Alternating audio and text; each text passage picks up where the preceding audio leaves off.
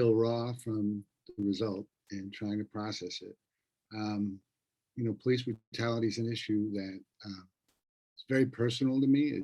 I grew up in New York. I grew up in Harlem, and I was 17 when I got roughed up by a cop in the train station as I was heading to school, and challenged the ticket that he gave me, and wound up, being in a courtroom with this guy who could no longer remember the facts weeks later.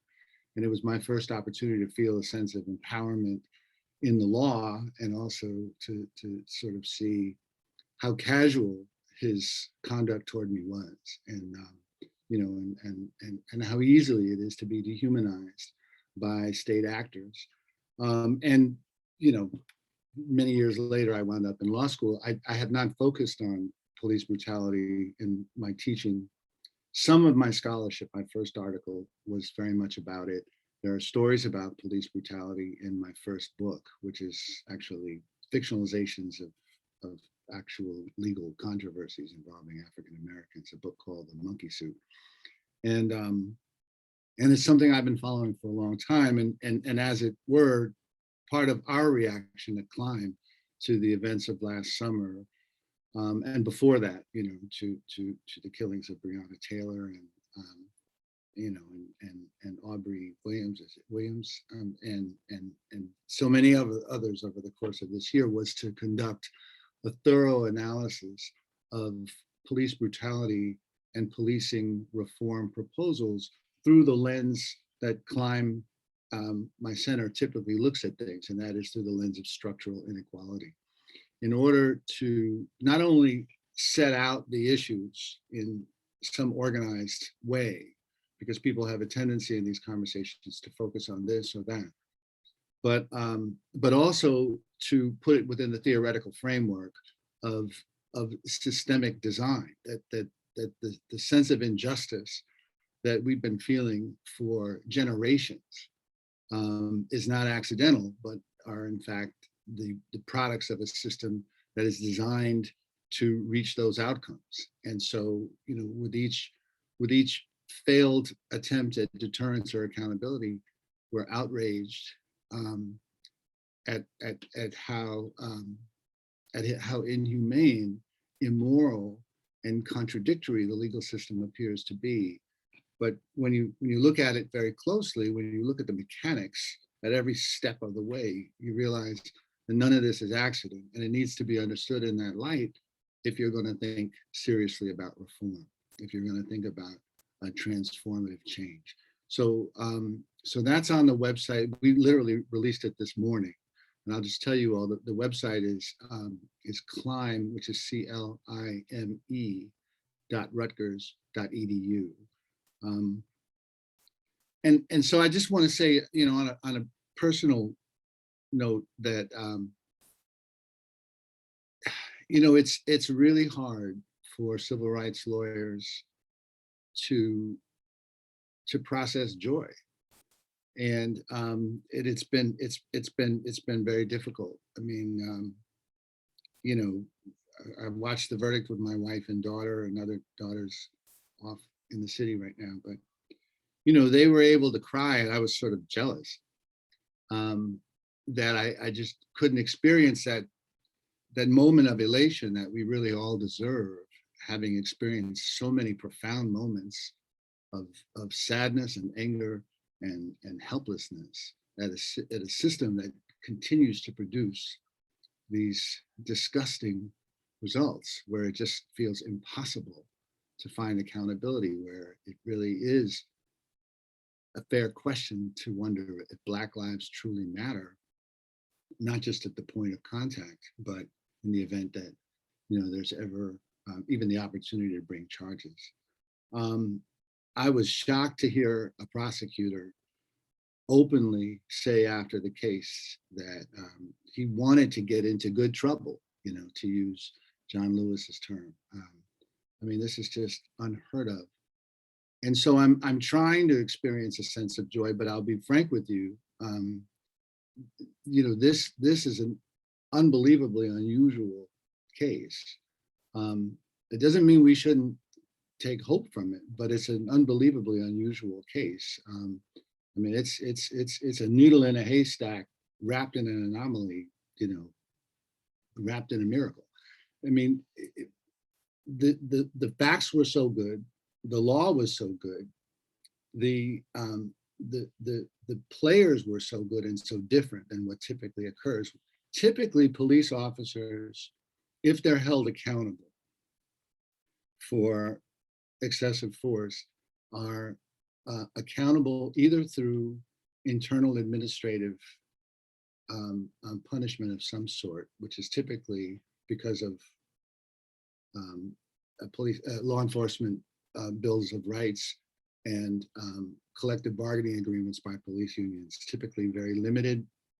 They're processed through arbitration. Arbitrators are picked by both sides. There's a tendency to pick people who will compromise. And so the authority of police chiefs to discipline their own officers for misconduct, believe it or not, is taken away from them, even if they really wanted to exercise that authority by this process, which is considered by police officers to be due process, but which is really quite excessive due process. It's almost never the case that police officers are criminally charged. It's almost never the case. And if they are criminally charged, it's almost never the case that there is a conviction. So this is a real unicorn case. And it's a unicorn case, in terms of process and in terms of facts. In terms of process, the extraordinary amount of protest clearly had some impact. The fact that you had an attorney general in Keith Ellison, who was dogged in recognizing this for what it was and not seeing some professional gain by turning a blind eye to it or excusing it in some fashion, or any of the other excuses that we typically see for for decisions by prosecutors in exercising their discretion not to charge or not to charge aggressively. The fact that the police chief testified with so much power,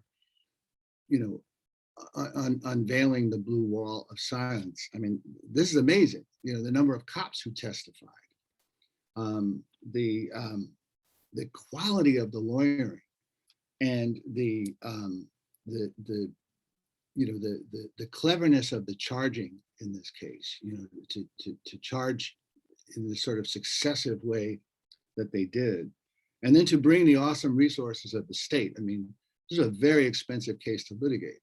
And it's a pretty, even though some of those forensic experts, medical experts donated their time, typically that's not the case. And so what you see in a case like this is you see just the awesome power of the state arrayed against an individual defendant. And much more often that individual defendant is Black and is just powerless, is represented by a public defender or something like that, and can't hope to mount. That's in those minuscule number of criminal cases that ever go to trial. It's something like 5-7%. So the process itself was extraordinarily rare, and then the facts were extraordinarily rare. The timing element, so much police misconduct jurisprudence out of the Supreme Court, which is typically Fourth Amendment law, looks at the encounters that police officers have with the public, first of all, from the perspective of the reasonable police officer, which is a highly deferential standard, in part because of how jurors think about police officers.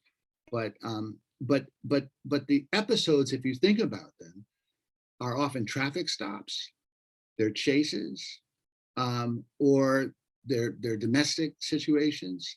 They're highly adrenalized situations where the direct action that leads to the use of excessive force is typically very narrow as a temporal matter. And so the jurisprudence is always talking about split-second decision-making, and how difficult it is for police officers to make decisions under those circumstances as to the extent of the threat and the proportionality of the response. 9.5 minutes changes all of that.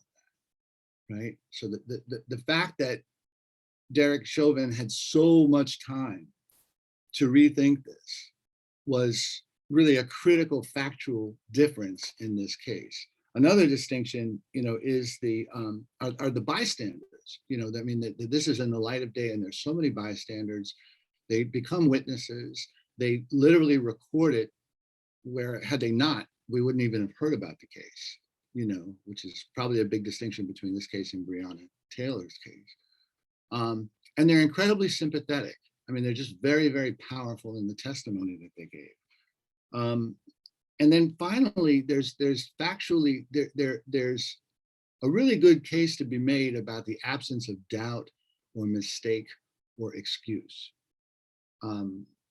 Because police officers benefit from any or all of those three things, just as a matter of law. I mean, the standard is such that, if there's some reason to doubt, then you can't get a conviction and the case probably won't be brought. If there's some argument to be made that the police officer was excused or applied force by mistake, but a reasonable mistake, then, again, that's a reason prosecutors won't bring criminal charges. And so everything gets pushed over to the civil side. And then we deal in the problems of civil cases, because civil cases are expensive. They have to be brought by the individual litigant, the victim. And then there are a slew of Supreme Court doctrines that have made those impossible to bring. Not impossible, I shouldn't say, but very difficult to bring, discouraging those suits and therefore limiting accountability and deterrence. And then if you happen to succeed, if you run this gauntlet as a private plaintiff in a Section 1983 suit, or even a state tort lawsuit, the possibility of deterrence and accountability is eviscerated by indemnification schemes. And so the public winds up internalizing the costs of police misconduct through the payment of insurance premiums or the payment of settlements. And the problem is the public really never gets a say, right? So if you're the attorney representing the private party, and you get, as Ben Crump was able to secure for the Floyd family, $27 million. I mean, that's an extraordinary amount. I think it's the highest we've ever seen. But let's just say you get $2 million. Your client, you've taught your client to be made whole by that, to the extent that that's what the civil suit could ever hope to achieve by way of justice. And the police officer is not going to pay for it. So the police officer is not internalizing that. So it's not going to change police behavior. The police department isn't paying for it. So it's not like they lose resources. There go a few of our cars, there go a few of our guns, there go a few of our radios. They lose nothing. And so it's a system that, just keeps recycling its wrongs, because it can, and because it's designed to do that.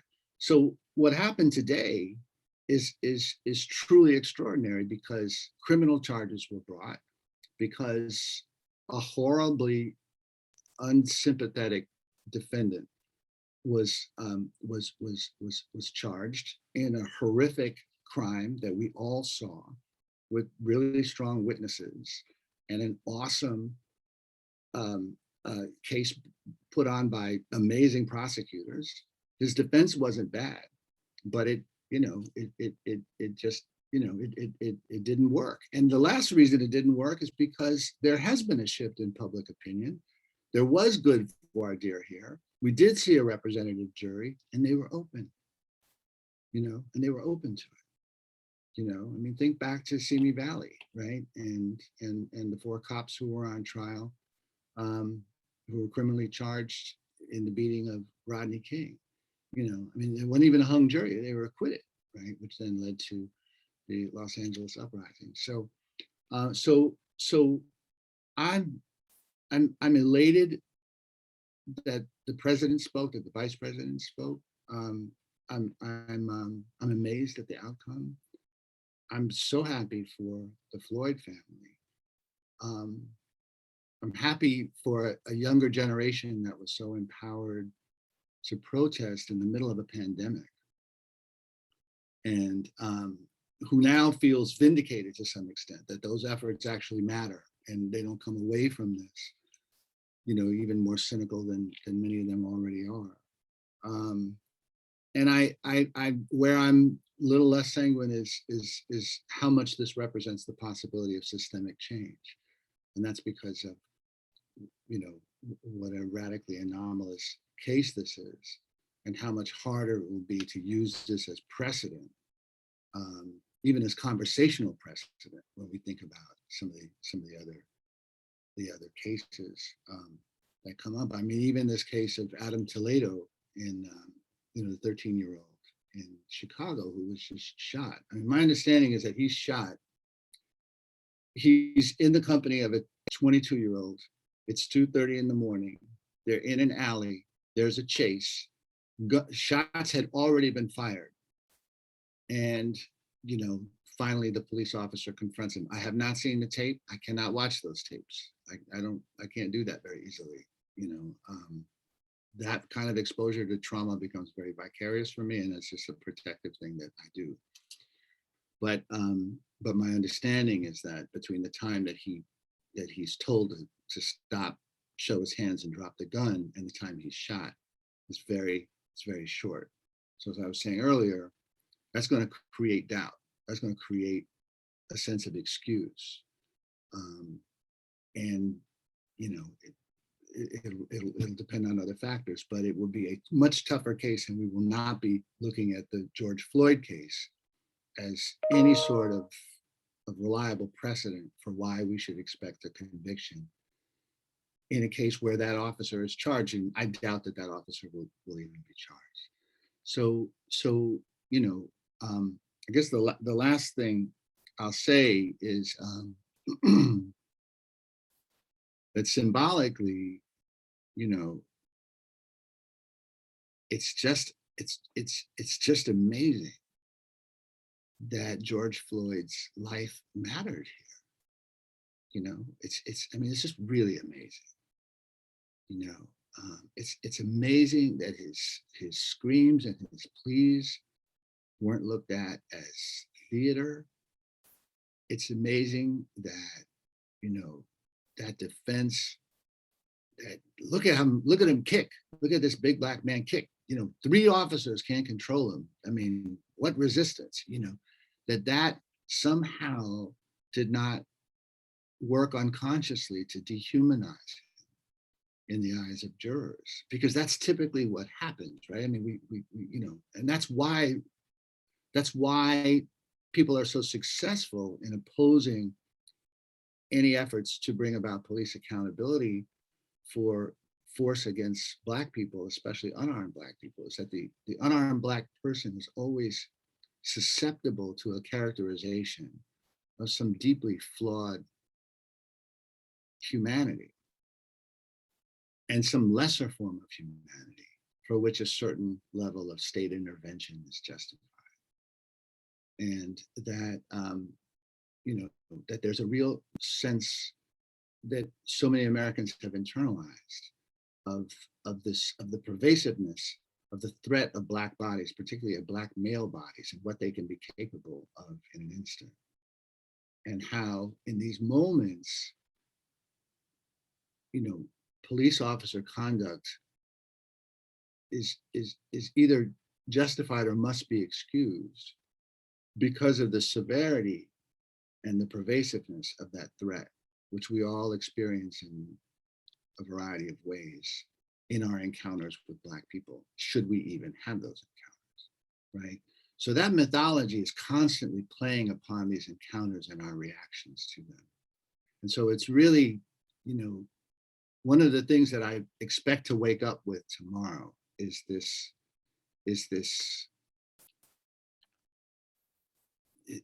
profound, very personal sense, that this Black life mattered when it otherwise had no business mattering in this system that systematically devalues it. So That's a good thing. That's some version of justice today. I can stop there. Thank you. I want to open it up for questions. Feel free to just start speaking, raise your hand, or send a chat, however you feel comfortable. I'll switch us to gallery view so that we can all see each other.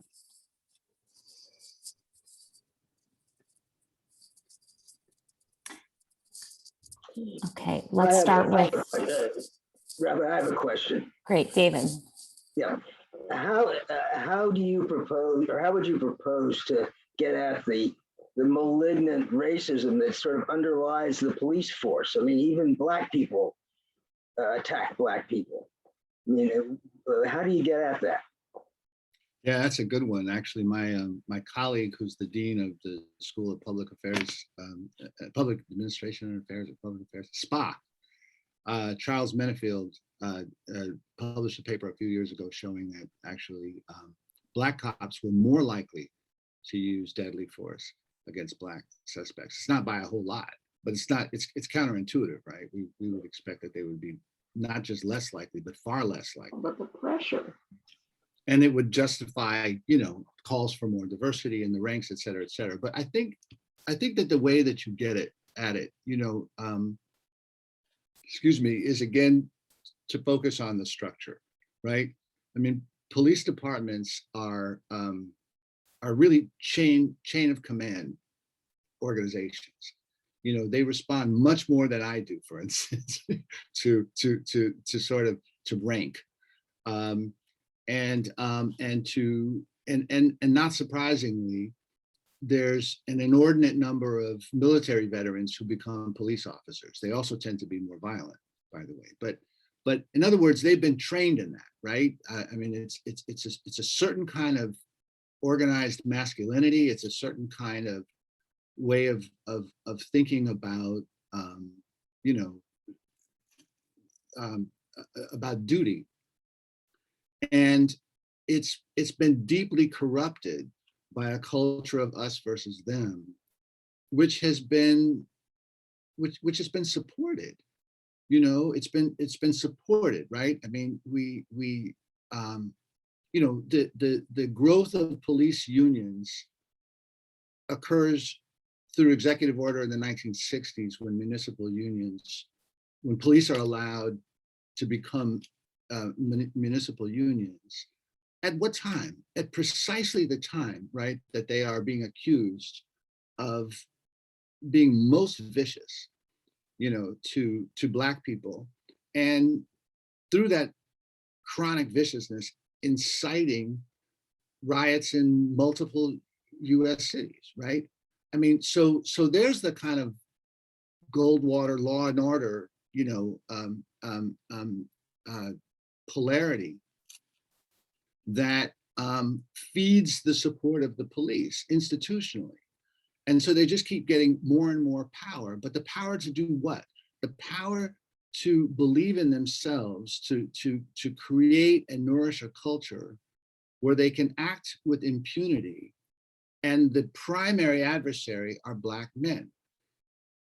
If you defang that through institutional reforms, if you disincentivize that by showing that that's the sort of conduct that will get you in trouble, that's the sort of conduct that might get you fired.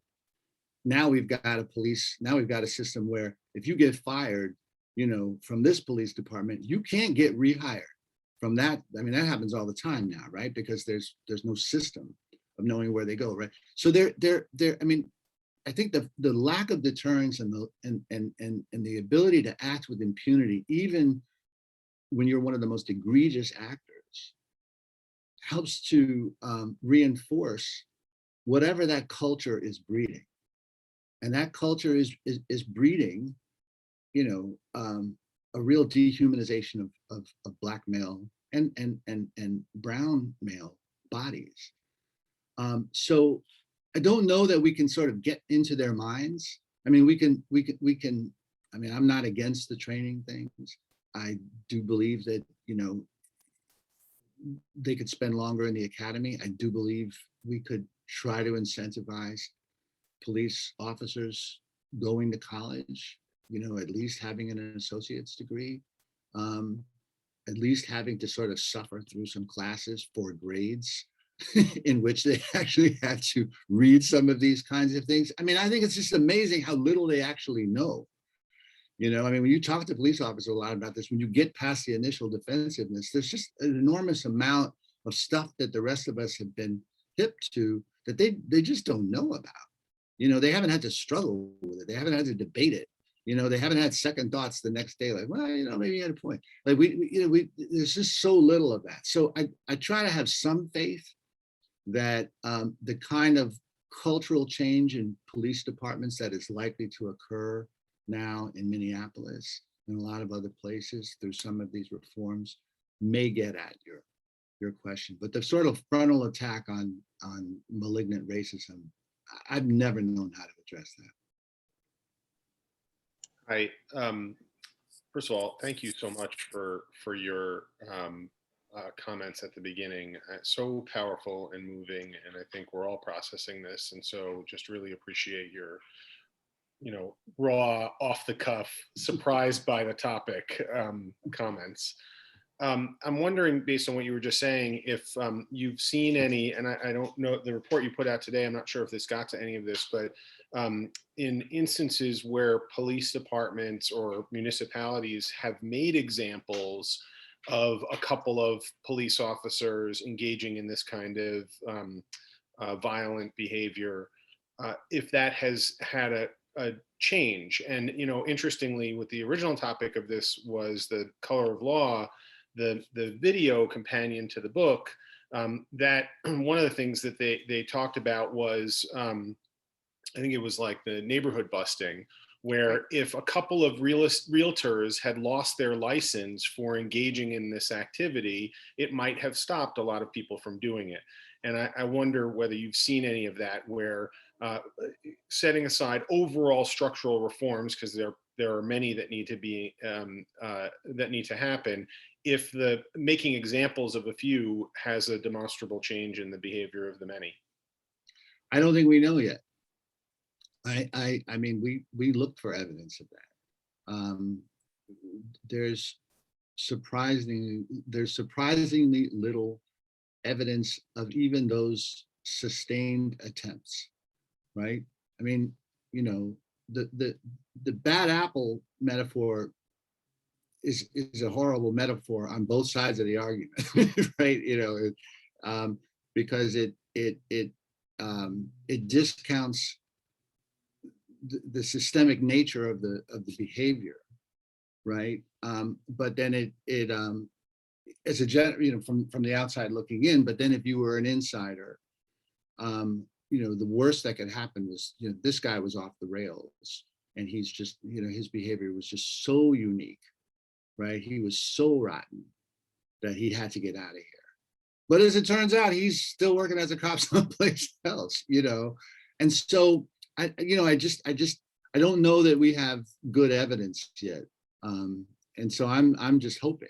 I'm hopeful, like a lot of people, but we truly have not introduced institutionalized deterrence, in a way that one would typically expect. And by the way, we haven't introduced systematic or institutionalized deterrence in the way that criminologists talk about the role of policing in institutionalizing deterrence against the public, right? I mean, that very same thinking has not been used on cops who overreach. I'm wondering, thank you so much for your everything you said so far. It's so helpful. I have two things I want to talk about. I'll try to pick one of them instead. So one, just thinking about some of you're talking about deterrence, but I'm wondering how much does one need to undo some policies and legal setups that are actually encouraging this vicious cycle and are part of the systemic or structural racism that's producing continuous, this is one moment, and that's not going to change anything and it's an incredible moment and it has symbolic power, but obviously most of the policies are still in place. So I'm thinking specifically of things like no-knock warrants. When we talk about Breonna Taylor, the cops, I guess, were the proximate cause, but really no-knock warrant is a crazy notion. Stand your ground laws, how is that possible that should be in place? Basically would think a person of color has a right to shoot almost any white person coming at them if it's really stand your ground. Let's see how that would play. Mhm. And then I think, how do you start doing aggressive policies to either undo racist policies or start putting in anti-racist policies that will start doing something to have an impact on the systemic elements of this? Yeah, I'll leave it at that. I have another question. I'll come later if I have a chance. I think we actually have a surprisingly good example in the George Floyd Policing Act that the House passed last summer, and that President Biden talked about today. I mean, it was introduced by then Senator Kamala Harris and our own Cory Booker and Karen Bass, California. And, you know, it's just a surprisingly thoughtful and comprehensive approach to so many of the policy changes that many people have been talking about. But here it is all in one place. And here is Congress of all bodies promoting it.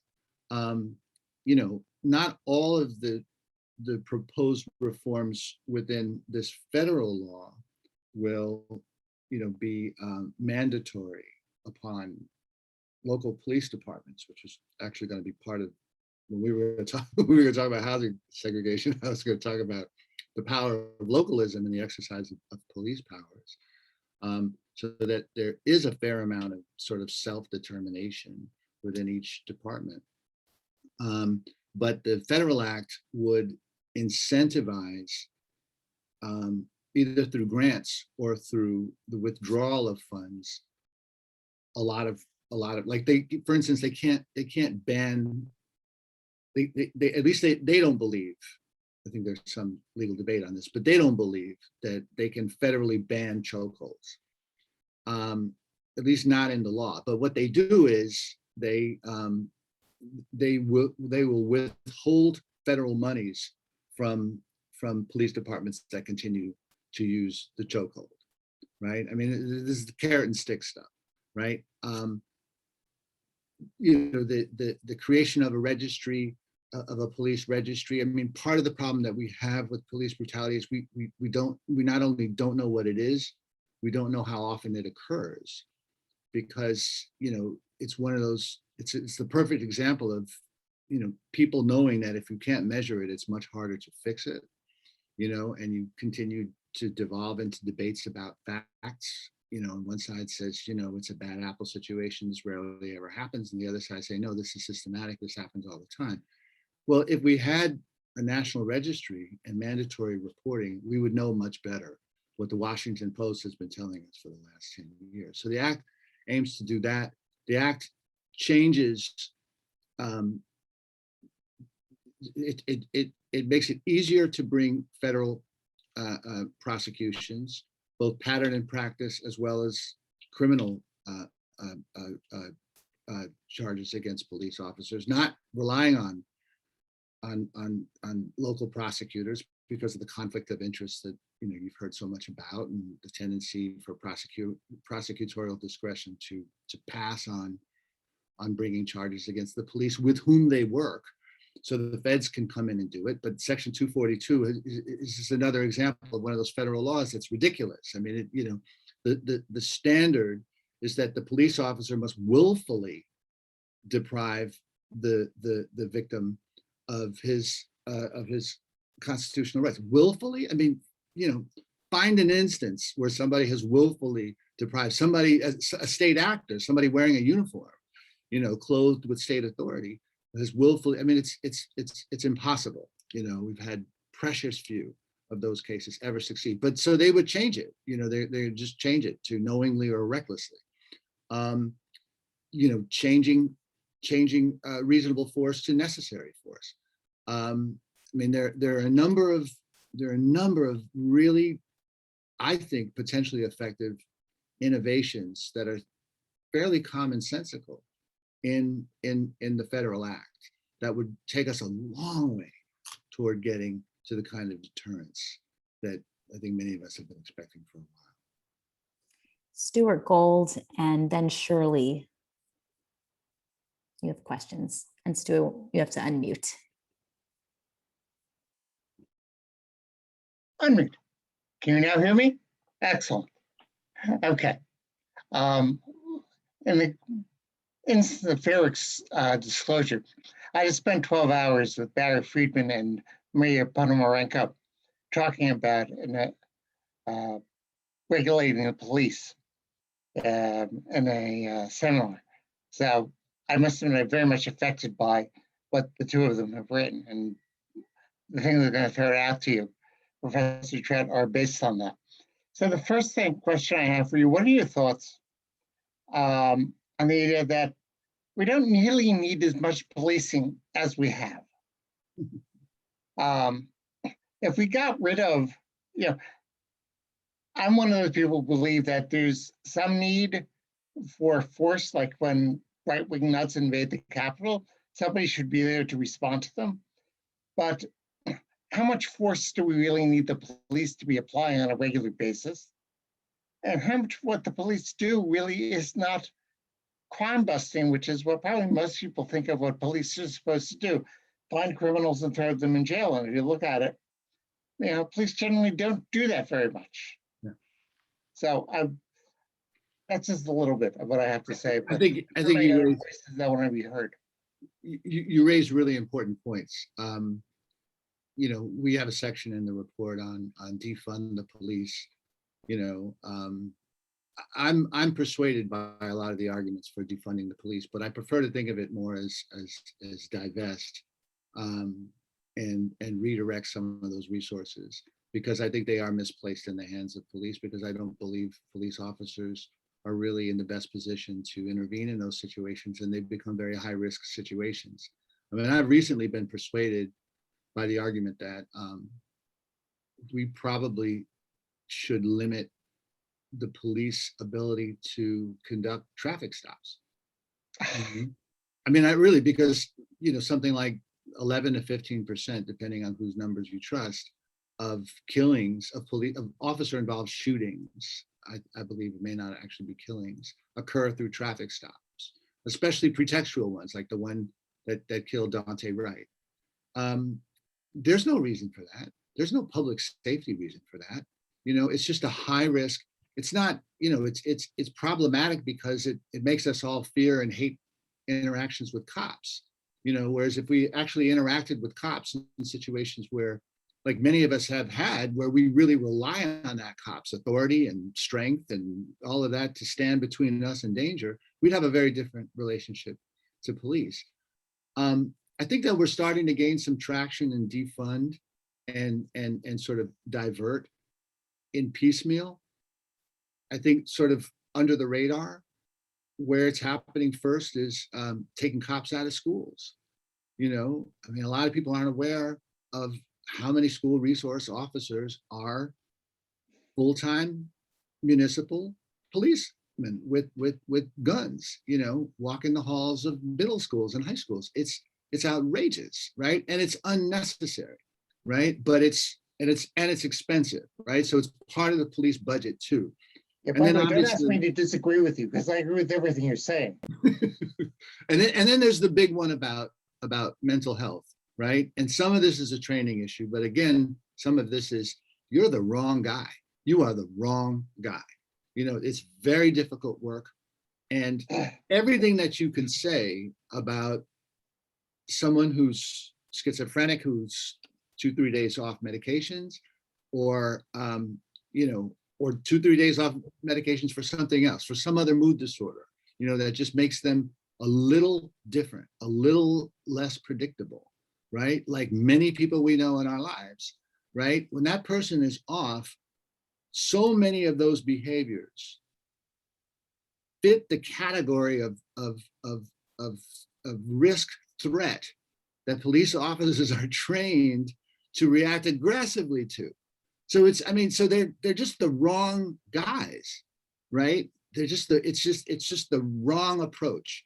It's it's not practical, it's not humane, it's not effective, you know, and so there's got to be some other way to do it. So, you know, that's a long answer to say, I think that thinking about diverting is not necessarily a punitive action against police forces. I think it's just actually good government. You know, I think it's just, we deploy our public resources in ways that get us the greatest benefit. And this is not getting us the greatest benefit. It is actually empowering a force even more to take control over our lives in ways that are counterproductive and dangerous. I guess it's my turn.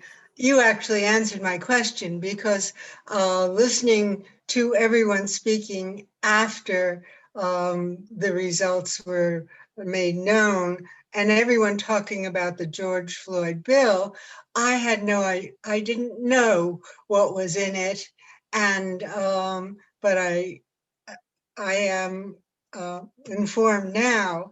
And the thing is that it's the Senate that now has to be persuaded.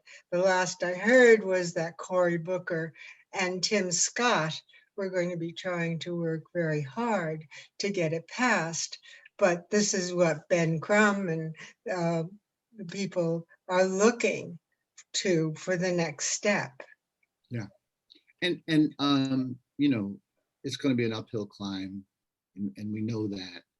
And we know that Republicans, you know, are just ideologically opposed to a lot of this. I mean, this really is the lightning rod. So many of these issues. And, you know, the idea that you would pass a law that doesn't see police brutality in the Derek Chauvin light, which is the sort of bad apple light, but rather in a systemic light, where there are systemic problems that have to be rooted out. We have to change this entire institution. You know, it's just ideologically distasteful to them, right? And so it's going to be an uphill climb. But the hope, which is always the case in civil rights law, is that, you know, what initiatives occur at the federal level, you know, are engage in this back and forth with state legislatures. And so we you know, so state legislatures experiment with certain reforms that then bubble up, to Congress, may or may not get passed, and vice versa. And all of it feeds a kind of a legislative momentum at the local, state, and federal level for these kinds of changes. So we may not get, you know, the George Floyd bill passed right away, but it will incentivize other legislatures to do it. And we will wind up with, as we are accustomed to in this country, a kind of a patchwork of laws where some legislatures are following ALEC, you know, and extending stand your ground to police officers. I mean, I agree with the notion stand your ground is one of the craziest, most dangerous laws we've ever passed.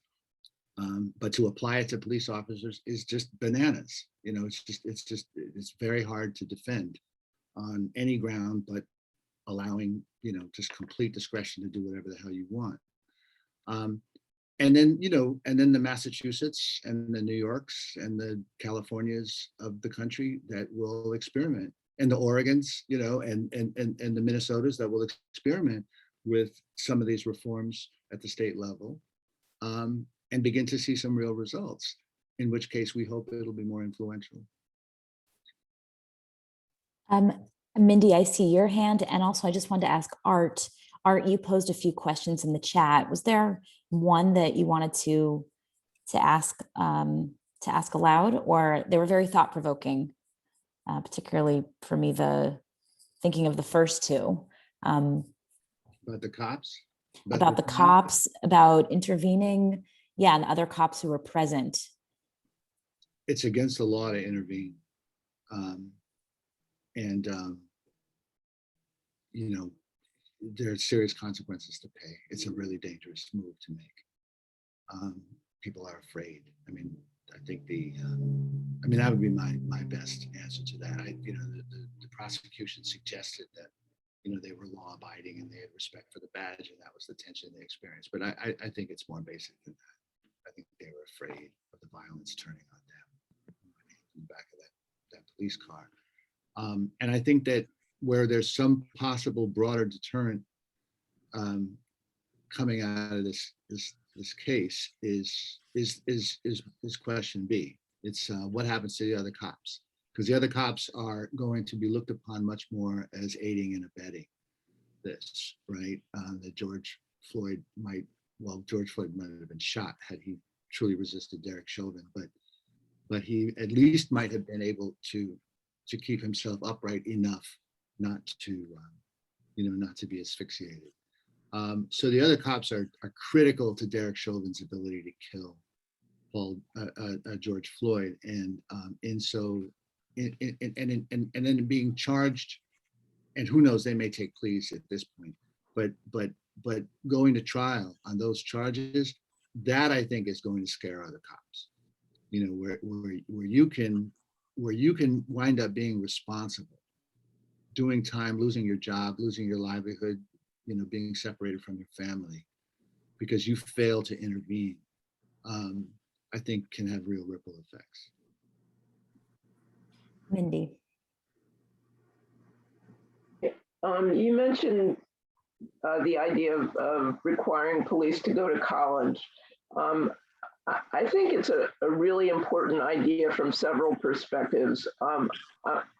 I think that I've heard that police are statistically at very high risk, and we've seen it for spousal abuse, and in general have a problem with impulse control. And as you said, I think sitting in a classroom and reading and discussing is a maturational experience that that they don't have the opportunity to do that we do. Also, I'm a social worker. If I misbehave in any way, my license is threatened. And police are not, as far as I know, in any setting, individually licensed. It's also a reason why social workers will not generally want to go into a situation with a schizophrenic, with a police officer. There's a certain danger and clinical problem with going into a situation with somebody who's mentally ill, with a potentially violent person.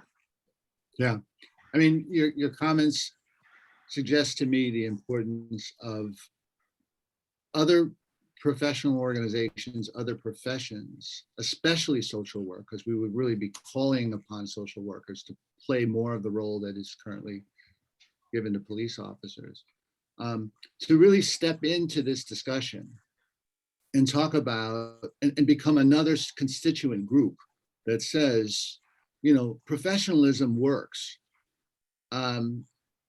We need to professionalize the police. If we're not going to have a certain kind of college requirement, we can at least have a licensing requirement. And in the licensing requirement, not only are there certain prerequisites before you're granted a license and able to carry a badge and a gun, but there's also continuing education, right? So it doesn't just end, when you're 21, 22 and join the force, and then for the next 20 years, you do whatever the hell you want. And I think that's in the bill. I'm glancing because I have another screen over here and I have our article up, but I'm pretty sure that licensure is in the bill. If not, it's one of those ideas that is certainly gaining a lot of currency. But what I haven't heard yet, and maybe it's out there, I just haven't heard it, is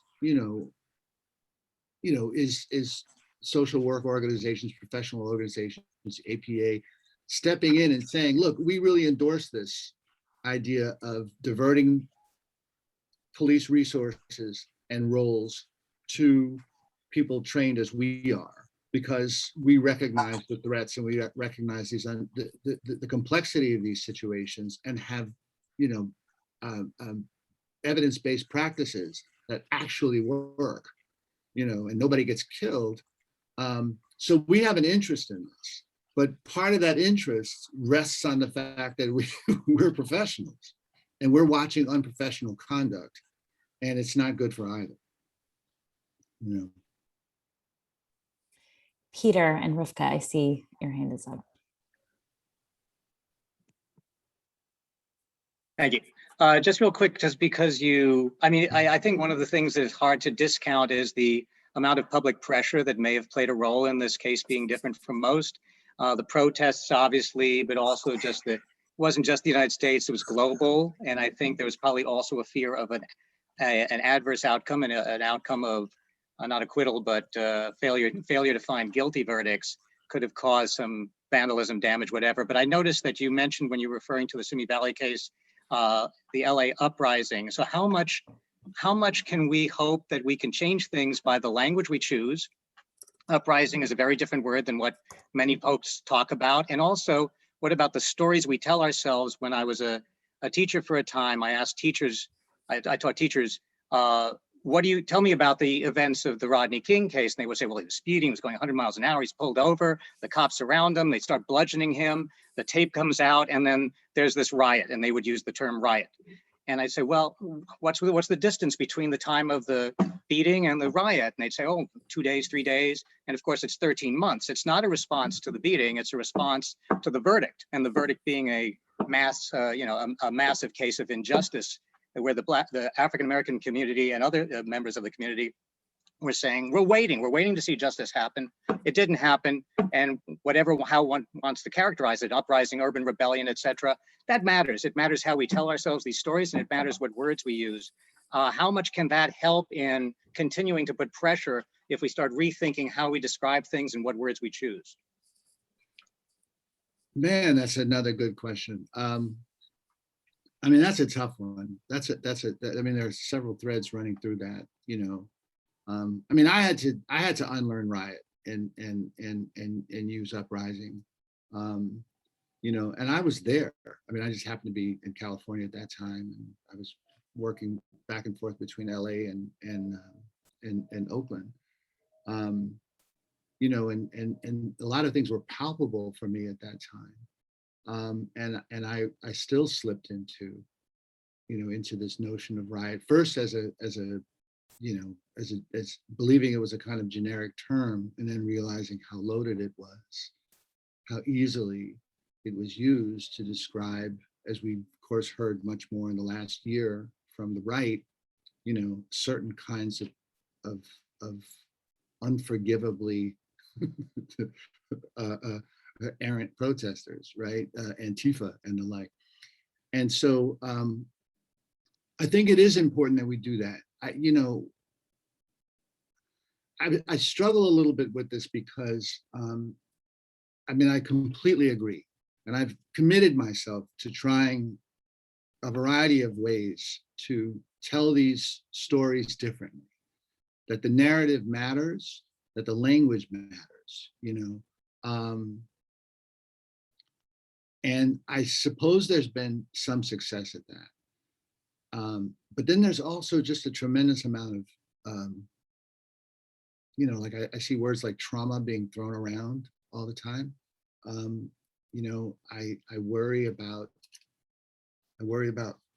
pardon me, I worry about, you know, our willingness to be careful and precise, even with the new terms that we learn to use, before we start flinging them about, you know, in sort of exaggerated narratives that work well with a certain group of people who agree with us, but have very little persuasive power with people who don't.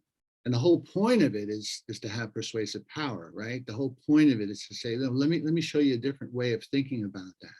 You know, because when you say riot, you suggest certain kinds of things, but when we say uprising, even if that's not a term that you would be comfortable joining, it's at least a term that helps you understand the depth of the rage and the frustration that's going on there, rather than it's just being, you know, this sort of, you know, maniacal explosion of criminality, like rioting suggests. So it's, you know, I don't know if that's I mean, that's one of, if we could have that conversation all night. It's an interesting an interesting point, but I don't have a succinct answer on that one, other than that we just have to keep trying.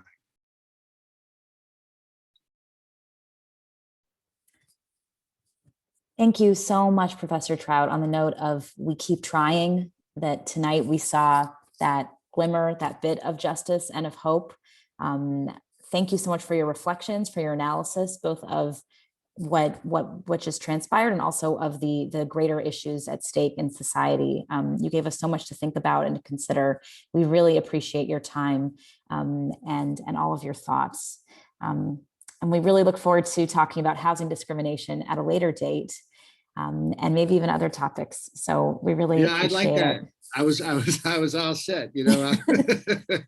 But, you know, and can I just one? Oh yes, I hope you I share just- your book also. Well, I'll let you do that because I struggle to do that. But I do think that the book can be really useful as another way of thinking about a lot of these issues. I mean, The Color of Law is a real contribution, but a lot of us have been thinking about these and writing about these issues for a long time, and framing them in slightly different ways. And I try to do that in my book, The Price of Paradise.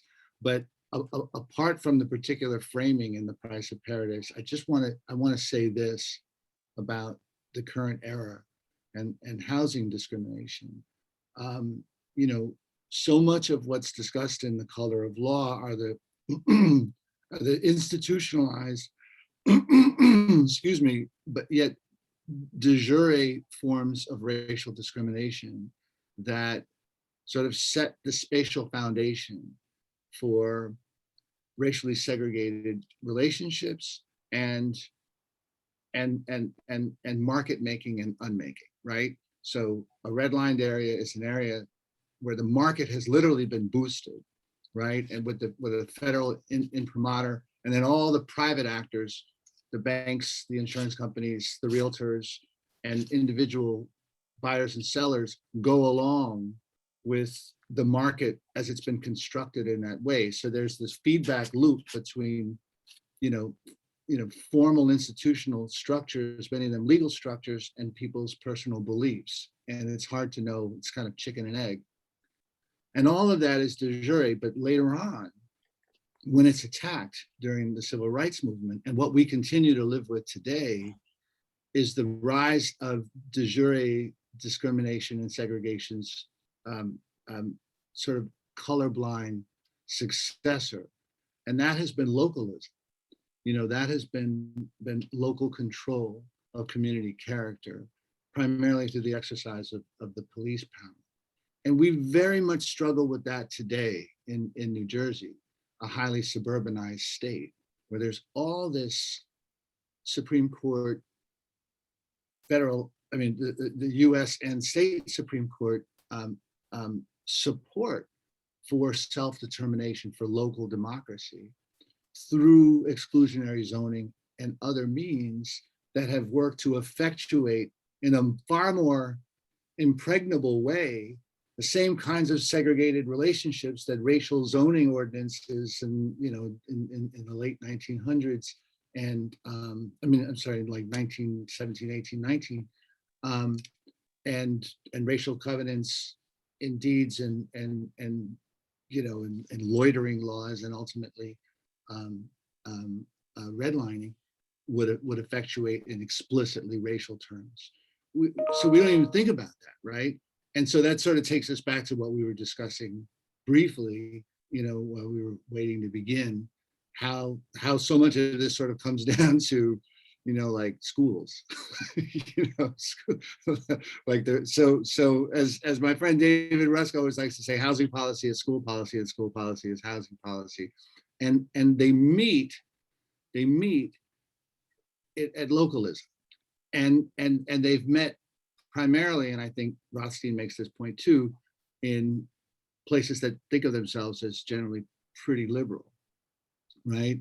So it's deeply, deeply entrenched. So there's a lot of sort of soul searching things that we do in the name of rational planning, self-determination, local democracy, fiscal zoning, the education of our children, that works to perpetuate a system institutionalized in explicitly racially discriminatory terms. So, sorry, I feel that really feels like I'm lecturing, but I just No. I just want to throw that Thank out you there for that. as a teaser, because I think, because we all struggle with this one, but when you get into it, you start to see, well, okay, there's something to that. I can dig it, I mean, I contribute to that in some ways, and then it becomes an interesting conversation about, how we do otherwise. And I look forward to hearing also about Essex County and about our own particular communities, because I think that there is much to study, right here in our area. I was, we were nodding along, I think, about a lot of what you were saying around school policy, housing policy, and where they meet. So thank you for even that, for giving us sort of a mini lecture on what you prepared to speak about tonight. And we're so grateful. Well, thank you, Rachel. Thank you, everyone. Yeah. It's really been Thanks everyone for being here tonight. Yeah, thanks for listening to me. That's really always an honor. We're all prepared to crash any lecture you give now. You're going to see your congregants at Bethel coming to stalk you. Fantastic. I'd really appreciate that. You make sure you wear t-shirts or something, so I know that you're there. Give you a shout out, those are my people. We'll be there. Wonderful. Great. Okay, well, all the best to everybody. Take care. You too. Thank you. Take care. Good night. Good night, everyone. Be well.